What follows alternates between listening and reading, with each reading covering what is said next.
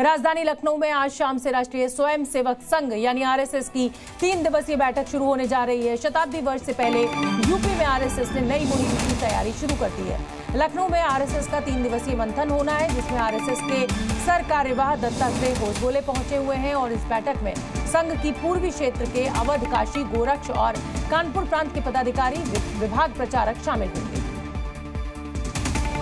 संघ की इस बैठक में ग्राम पंचायत तक शाखा स्थापित करने पर जोर दिया जाएगा। साथ ही शाखाओं की कमी पर भी संघ में चिंतन किया जाएगा। इसके लिए बैठक में पहुंचे पदाधिकारियों से सुझाव मांगे गए हैं। वहीं यूपी हार के बाद दलित और पिछड़ों के बीच बैठक बढ़ाने पर भी चर्चा की जाएगी।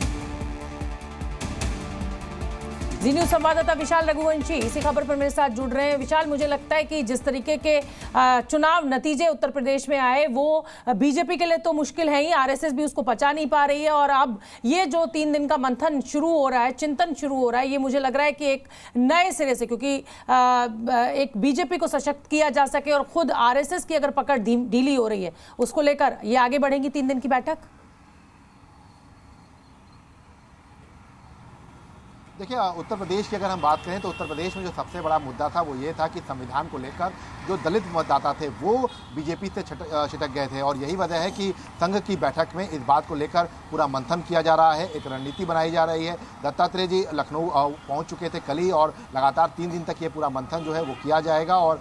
समन्वय बैठक भी एक आयोजित की जाएगी। इसमें सरकार, संगठन और संघ तीनों लोग जो है वो मौजूद होंगे तीनों। और कल ऐसे में आज जो क्षेत्र प्रचारक हैं, विभाग प्रचारक हैं और इसके साथ साथ तमाम जो अलग अलग विभागाध्यक्ष हैं उन सबके साथ जो है एक पूरी रणनीति बनाई जा रही है। कैसे अलग अलग क्षेत्रों में बाकायदा संघ की भूमिका है इसको बढ़ाना है, दलित क्षेत्र में, इसके साथ पिछड़े इलाकों में जाकर वहाँ पर एक बार फिर से जो है भूमिका जो है वो बनानी है। और जो सबसे महत्वपूर्ण है वो ये है कि बूथ स्तर पर बीजेपी की कमी दिखाई पड़ी लोकसभा चुनाव में, इसी वजह से तमाम जो मतदाता थे वो घरों से नहीं निकले और यहाँ पर आरएसएस हमेशा मदद करता रहा है बीजेपी की और इसी वजह से आरएसएस की जो उदासीनता दिखाई पड़ी थी इसकी वजह से उत्तर प्रदेश में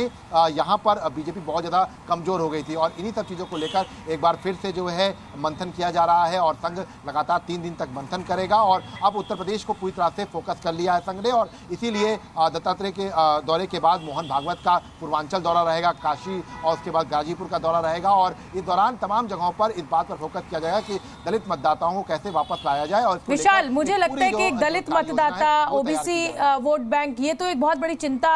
हुई है बीजेपी के लिए इस बार के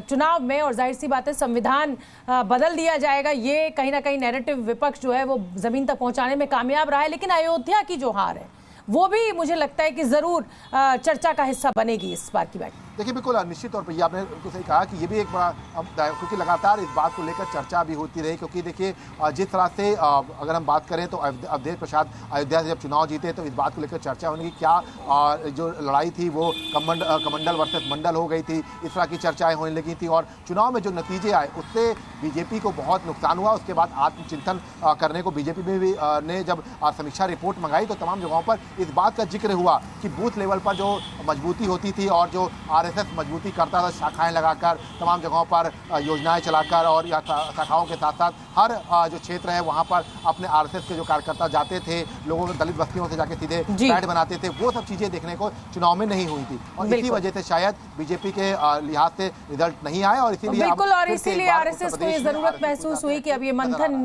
किया जाए और 3 दिवसीय ये पूरा कार्यक्रम। बहुत बहुत धन्यवाद विशाल, नजर बना के रखिए।